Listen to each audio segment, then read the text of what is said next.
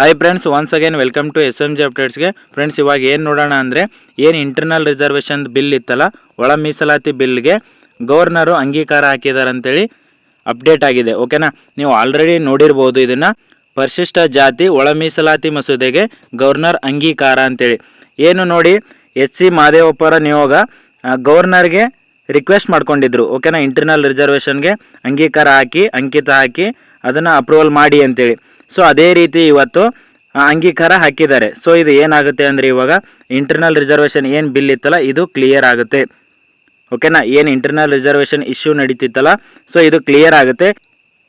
ನೋಡಿ, ಏನು internal reservation cases ಇದ್ದರೆ ಇದ್ರ ಮೇಲೆ ಕೋರ್ಟಲ್ಲಿ ಕೇಸಸ್ ಇದ್ದರೆ ಅದು ಕಂಟಿನ್ಯೂ ನಡೀತಾ ಇರುತ್ತೆ. ಓಕೆನಾ, ಬಟ್ ಏನು ಬಿಲ್ ಇತ್ತಲ್ಲ ಅದು ಕ್ಲಿಯರ್ ಆಗುತ್ತೆ. ಇವಾಗ ಗವರ್ನರ್ ಸೈನ್ ಹಾಕಿದ್ರೆ ಅದು ಕ್ಲಿಯರ್ ಆಗುತ್ತೆ. ನೋಡಿ, ಇನ್ನು ಏನು ಉಳ್ಕೊಂಡಿರೋದಂದರೆ 56% ರಿಸರ್ವೇಷನ್ ನೋಡಿ ಇವಾಗ. ಓಕೆನಾ, ನೋಡಿ ಏನು ಧಾರವಾಡದಲ್ಲಿ ಪ್ರೊಟೆಸ್ಟ್ ಮಾಡಿದಾರಲ್ಲ ಅದು ತುಂಬ ಎಫೆಕ್ಟ್ ಆಗಿದೆ. ಇದೇ ಥರ ಪ್ರೆಷರ್ನ ಹಾಕ್ತಾ ಇರಬೇಕು CM ಮೇಲೆ ಮತ್ತು ಬೇರೆ ಸಚಿವರ ಮೇಲೆ. ಇದೇ ಥರ ಪ್ರೆಷರ್ ಹಾಕಿದ್ರೆ ನೇಮಕಾತಿಗಳು ಆದಷ್ಟು ಬೇಗ ಸ್ಟಾರ್ಟ್ ಮಾಡ್ತಾರೆ. ನೋಡಿ, ಅಂಗೀಕಾರ ಹಾಕಿದಾರಂತೆ ಸುಮ್ಮನೆ ಕೂತ್ಕೊಂಡ್ರೆ ನೇಮಕಾತಿಗಳನ್ನು ಮಾಡಲ್ಲ. ನೋಡಿ, ಇನ್ನೊಂದು ಏನಂದರೆ 56% ರಿಸರ್ವೇಷನ್ ಕೇಸ್ ಇದೆ. ಮಾರ್ಚ್ 2ಗೆ ಕೋರ್ಟಲ್ಲಿ ಹೇರಿಂಗ್ ಇದೆ. ಓಕೆನಾ, ಅಲ್ಲಿ ಕಂಡೀಷನ್ ಅಪ್ಲೈ, ಷರತ್ತುಬದ್ದು ಅನುಮತಿ ಕೊಟ್ಟರೆ, ಕೋರ್ಟಿಂದ ಅನುಮತಿ ಸಿಕ್ಕರೆ ನೇಮಕಾತಿಗಳು ಮಾರ್ಚ್ ಎಂಡಲ್ಲಿ ನೇಮಕಾತಿಗಳು ಸ್ಟಾರ್ಟ್ ಆಗಬಹುದು. ಓಕೆನಾ, ಇದೇ ಥರ ಇನ್ನು 1 ಮಂತ್ ಕಂಟಿನ್ಯೂ ಪ್ರೆಷರ್ ಆಗ್ತಾ ಇರಿ. ಓಕೆನಾ, ಯಾಕಂದರೆ ನೋಡಿ ನೆಕ್ಸ್ಟು ಕೋಡ್ ಆಫ್ ಕಂಡಕ್ಟ್ ಬರುತ್ತೆ. ಲೋಕಲ್ ಬಾಡಿ ಎಲೆಕ್ಷನ್ ಇದೆ ಮತ್ತು GB ಎಲೆಕ್ಷನ್ ಇರೋದ್ರಿಂದ ಕೋಡ್ ಆಫ್ ಕಂಡಕ್ಟ್ ಬರುತ್ತೆ. ಅದ್ರ ಬಿಫೋರು ನೋಟಿಫಿಕೇಷನ್ಗಳನ್ನ ಮಾಡಿಸ್ಕೊಳ್ಬೇಕಾಗುತ್ತೆ. ನೋಡಿ, ಅದರ ಸಲುವಾಗಿ ಏನೆಲ್ಲ ಟ್ವಿಟರ್ಗಳನ್ನ ಹಾಕ್ತಾರಲ್ಲ ಅದಕ್ಕೆ ರೀಪೋಸ್ಟ್ ಮಾಡಿ. ನೋಡಿ, ಏನೆಲ್ಲ ಸ್ಟೂಡೆಂಟ್ ಕಡೆಯಿಂದ ಬೆಂಬಲ ಬೇಕಲ್ಲ ಪ್ರೊಟೆಸ್ಟ್ಗೆ, ಅದಕ್ಕೆಲ್ಲ ಬೆಂಬಲನ ಕೊಡಿ. ಓಕೆನಾ, ಯಾಕಂದರೆ ನಾವು ಇದೇ ಥರ ಅಂಗೀಕಾರ ಹಾಕಿದರೆ ನೆಕ್ಸ್ಟ್ ಇನ್ನೊಂದು 15 ಡೇಸಲ್ಲಿ ನೇಮಕಾತಿಗಳು ಆಗ್ತವೆ ಅಂತೇಳಿ ಅನ್ಕೊಂಡು ಕೂತ್ರೆ ಆಗಲ್ಲ.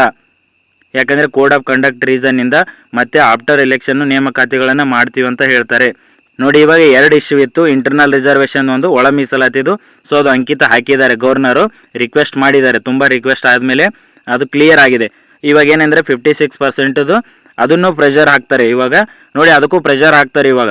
ಕೋರ್ಟ್ಗೆ ಗೌರ್ಮೆಂಟ್ ಕಡೆಯಿಂದ ತುಂಬ ಪ್ರೆಷರ್ ಹಾಕಿ ಏನಾದರೂ ನೋಡಿ ಕೋರ್ಟಿಂದ ಷರತ್ತುಬದ್ದು ಅಪ್ಲೈ ಮಾಡ್ಕೊಂಡು ನೇಮಕಾತಿಗಳನ್ನು ಸ್ಟಾರ್ಟ್ ಮಾಡೋಕ್ಕೆ ಅನುಮತಿ ಸಿಗುವ ಸಾಧ್ಯತೆ ತುಂಬ ಇದೆ.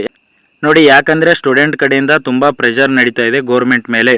ಓಕೆನಾ, ಸೊ ಅದ್ರ ಸಲುವಾಗಿ ಹೇಳ್ತಿರೋದು, ಲೂಸ್ ಬಿಡಬೇಡಿ. ಇನ್ 20 ಡೇಸ್ 30 ಡೇಸ್ 40 ಡೇಸಲ್ಲಿ ಮಾಡ್ತೀವಿ ಅಂತ ಹೇಳ್ತಿರ್ತಾರೆ. ನೋಡಿ, ನೋಟಿಫಿಕೇಶನ್ ಆದರೆ ಮಾರ್ಚಲ್ಲೇ ನೋಟಿಫಿಕೇಷನ್ಗಳಾಗಬೇಕು. ಮಾರ್ಚ್ ಕ್ರಾಸ್ ಆಗಿ ಹೋದರೆ ಏಪ್ರಿಲಲ್ಲಿ ಕೋಡ್ ಆಫ್ ಕಂಡಕ್ಟ್ ಬರುತ್ತೆ. ಏಪ್ರಿಲ್ ಮೇದಲ್ಲಿ ಎಲೆಕ್ಷನ್ಗಳು ನಡೀತವೆ. ಸೊ ಅದ್ರ ಸಲುವಾಗಿ ಹೇಳೋದು, ಒಂದು ಕ್ಲಿಯರ್ ಆಗಿದೆ. ಸೊ ಇವಾಗ ಕಂಟಿನ್ಯೂ ಪ್ರೆಷರ್ ಹಾಕಿದ್ರೆ ಮಾರ್ಚ್ 2ಗೆ ಗೋರ್ಮೆಂಟ್ ಕಡೆಯಿಂದ ಕೋರ್ಟ್ಗೆ ಪ್ರೆಷರ್ ಹಾಕ್ತಾರೆ. ಓಕೆನಾ, ಏನಾದರೂ ಮಾಡಿ ರಿಕ್ವೆಸ್ಟ್ ಮಾಡ್ಕೊಂಡು ಪರ್ಮಿಷನ್ನ ತೊಗೊತಾರೆ ನೇಮಕಾತಿಗಳು. ನೋಡಿ, ಅಟ್ಲೀಸ್ಟ್ ಒಂದು 2-3 ನೋಟಿಫಿಕೇಷನ್, ಒಂದು 3-4 ನೋಟಿಫಿಕೇಷನ್ ಆದರೂ ಮಾರ್ಚ್ ಎಂಡಲ್ಲಿ ಆದರೆ ಓದೋಕ್ಕೆ ಹೆಲ್ಪ್ ಆಗುತ್ತೆ. ನೋಡಿ, ಅಟ್ಲೀಸ್ಟ್ ಲೈಬ್ರರಿಯಲ್ಲಿ ಯಾರು ಓದ್ತಿದ್ದಾರಲ್ಲ ಅವರಿಗೆಲ್ಲ ತುಂಬ ಹೆಲ್ಪ್ ಆಗುತ್ತೆ. ಯಾಕಂದರೆ ನೋಟಿಫಿಕೇಷನ್ ಇಲ್ಲದೆ ಎಷ್ಟೋ ಜನ ಓದೋದೇ ಕಡಿಮೆ ಮಾಡಿದ್ದಾರೆ. ಓಕೆನಾ, ಸೊ ಅದ್ರ ಸಲುವಾಗಿ ಹೇಳ್ತಿರೋದು, ಏನು ಪ್ರೆಷರ್ ಇದೆಯಲ್ಲ ಇದು ಕಂಟಿನ್ಯೂ ಇರಲಿ. ಇದೇ ಥರ ಕಂಟಿನ್ಯೂ ರೀಪೋಸ್ಟ್ ಮಾಡೋದು. ಮತ್ತು ನಿಮ್ಗೆ ಯಾರಾದರೂ ಗೊತ್ತಿರೋರು ಮಿನಿಸ್ಟರ್ಗಳು ನಿಯರ್ ಇದ್ದರೆ, ನಿಮ್ಮ ಡಿಸ್ಟಿಕಲ್ಲಿ ಅದು ಇದ್ದರೆ ಅವರಿಗೆ ಪ್ರೆಷರ್ ಹಾಕಿ. ಓಕೆನಾ, ಇದೇ ರೀತಿ ಮಾಡಿದ್ರೆ ಮಾರ್ಚ್ 2ಅಲ್ಲಿ ಅನುಮತಿ ಸಿಕ್ಕರೆ ಮಾರ್ಚ್ ಎಂಡಲ್ಲಿ ಕೆಲವೊಂದು ನೋಟಿಫಿಕೇಷನ್ಗಳು ಯಾವ ಸಡನ್ನಾಗಿ VAO PC ನೋಟಿಫಿಕೇಷನು, ಕೆಲವೊಂದು SD FD ಇದಾವಲ್ಲ, ಮತ್ತು ಕೆಲವೊಂದು ನೋಟಿಫಿಕೇಷನ್ಗಳಿದ್ದಾವೆ KPSC ಕಡೆಯಿಂದ, ಅವಾದರೂ ನೋಟಿಫಿಕೇಷನ್ಗಳನ್ನ ಎಕ್ಸ್ಪೆಕ್ಟ್ ಮಾಡ್ಬೋದು. ಅದರ ಸಲುವಾಗಿ ಪ್ರೆಷರ್ ಕಂಟಿನ್ಯೂ ಇರಲಿ. ಯಾವುದೇ ಕಾರಣಕ್ಕೂ ಖುಷಿ ಪಡಬೇಡಿ. ಈ ಅಂಗೀಕಾರ ಆಗಿದೆ ಅಂತೇಳಿ ಖುಷಿ ಪಡಬೇಡಿ. ನೋಡಿ, ಮಾರ್ಚ್ 2ಗೆ ಬಹುತೇಕ ಅನುಮತಿ ಸಿಗುವ ಸಾಧ್ಯತೆ ಇದೆ.